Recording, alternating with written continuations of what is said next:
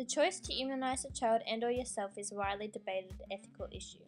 The majority who choose to immunize their child believe that it prevents the contraction of deadly diseases, helping to prolong life. The other minority believe that immunizations could bring on the onset of autism. Some believe they don't work or refuse to get them done due to religious purposes, and/or believe that other ingredients within the vaccine may cause painful side effects. The authors Isaacs, Killam, Lizek, and Tobin, as well as Dawson, both see immunization as a necessity in preventing serious illness and death. Isaacs, Killam, Lizek, and Tobin focus more about the issue of the children not being immunized and how the issue can be addressed, such as providing a framework that carefully and reasonably addresses the importance of vaccines to its target groups. Conversely, Dawson takes a different approach by suggesting that parental decisions about the choice to immunize their child should be overridden if it is in the best interest of the child. Both these articles discuss the opposing views to immunization, more recently unsound data linking MMR vaccine to autism, however rebut these with evidence. This is how it ends. I feel the chemicals burn in my bloodstream. The vaccination debate has been prevalent for almost as long as vaccination has been around. As already mentioned, vaccination plays an important role in maintaining the health of the population. It is for this reason that our group promotes mandatory vaccination. However, as to any debate, there are two sides to the vaccination debate. Anti-vaccination organizations, as their name suggests, are against immunization altogether. Their main arguments are centered on freedom of choice for parents. The following table reveals the main arguments posed by both parties of the vaccination debate. Pro-vaccination arguments. Children are vaccinated at a very young age, a time when they lack the mental capacity to make a decision in terms of whether they would like to be vaccinated. Dawson 2005 states, "It is therefore the responsibility of the parent to act in the best interest of their children. In this case, it is to vaccinate them."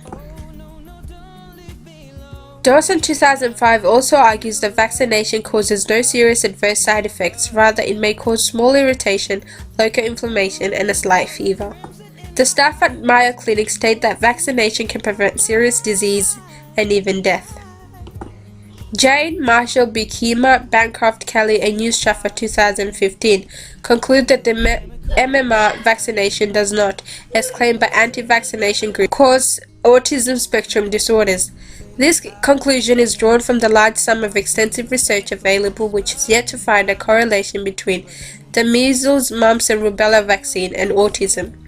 Therefore, any report of a child being diagnosed with autism after receiving a vaccine is a plain coincidence. As stated by Procon.org 2015, the need for mandating vaccine can also come down to the fact that many diseases that are vaccine preventable still exist today. Anti-vaccination arguments. According to Procon.org 2015, mandating vaccination infringes on people's right to choice. An individual should have the sole responsibility of making any health decisions that concern them. The human papillomavirus vaccination for young girls prevents cervical cancer, as stated by Vamos, McDermott, and Daly 2008. Those against this vaccine argue that this will encourage young girls to participate in sexual activity, which will increase the prevalence of other sexually transmitted infections. Procon.org 2015 suggests that anti-vaccination groups argue that companies that manufacture vaccines cannot be trusted, as their sole aim is to make money. This may mean that their priority is not to make the vaccines as safe as possible, therefore they may cause side effects that are detrimental to the health of individuals. Procon.org 2015 also states that the natural immunity is better than artificial or vaccine immunity.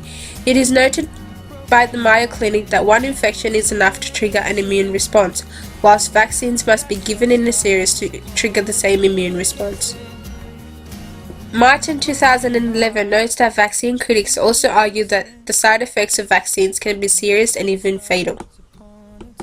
Martin 2011 also states that critics of vaccination attribute the large reductions of infectious diseases to other health implementations like clean water rather than vaccination.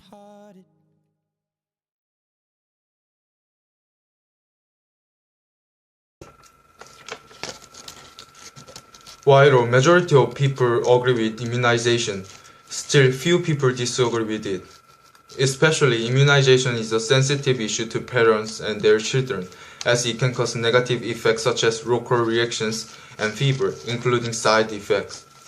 To handle this wisely, parents are recommended to know advantages and disadvantages of immunization. If they cannot access to this information because of deprivation, lack of knowledge, and remoteness, especially in developed countries, government's intervention seems necessary by making specific types of immunization compulsory. However, during this process, it is important for government to notify accurate information about it to people. If government just forced them without information, it would cause strong resistance. Also, many parents will just ignore and avoid immunization process. Not only government but also medical practitioners should do their part since they are the ones who directly face patients. As mentioned before, still a lot of people do not believe functions of immunization, so anti-vaccination movements still exist these days. For instance, in the USA and Britain, there was compulsory smallpox vaccination. However, due to its riskiness, many children died because of it. In addition, in the 1970s, unjustified concern about pertussis vaccine caused people to avoid vaccination in United Kingdom. It consequently decreased immunization rates, and hospitals were filled with children coughing. This ended up with negative outcome, with 28 dead children.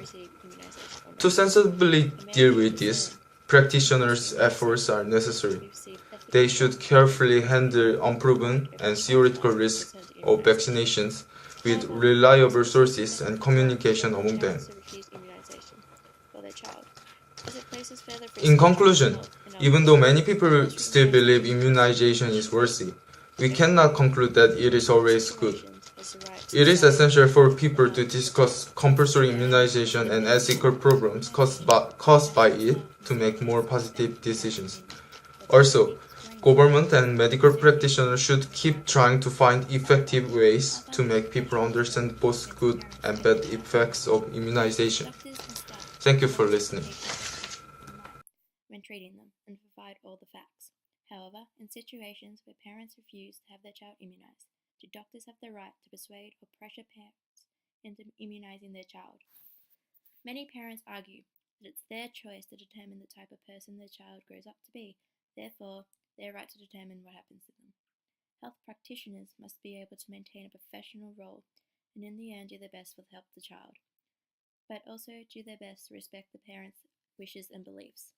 However, medical staff also have the right in medical situations to report parents or guardians to state agencies for medical neglect. Medical neglect refers to the parent's failure to obtain adequate medical care for a child despite having the ability to do so. Many argue that by not allowing their child to be immunized can cause adverse effects to their health and on the health of the community, while others disagree, believing that by not getting their child immunized, it is not considered a great risk on their health, as the diseases that immunization helps to prevent are not as common, and there is a higher chance that the child might catch the disease.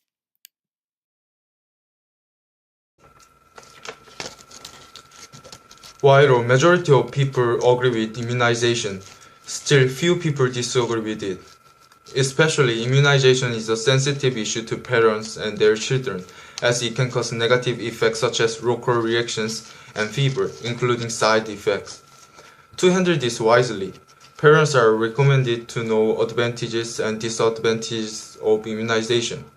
If they cannot access to this information because of deprivation, lack of knowledge, and remoteness, especially in developed countries, government's intervention seems necessary by making specific types of immunization compulsory.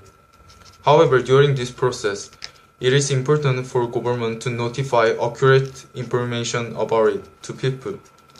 If government just forced them without information, it would cause strong resistance. Also, many parents will just ignore and avoid immunization process. Not only government but also medical practitioners should do their part since they are the ones who directly face patients. As mentioned before, still a lot of people do not believe functions of immunization, so anti-vaccination movements still exist these days. For instance, in the USA and Britain, there was compulsory smallpox vaccination.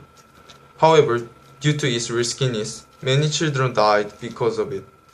In addition, in the 1970s, unjustified concern about pertussis vaccine caused people to avoid vaccination in United Kingdom.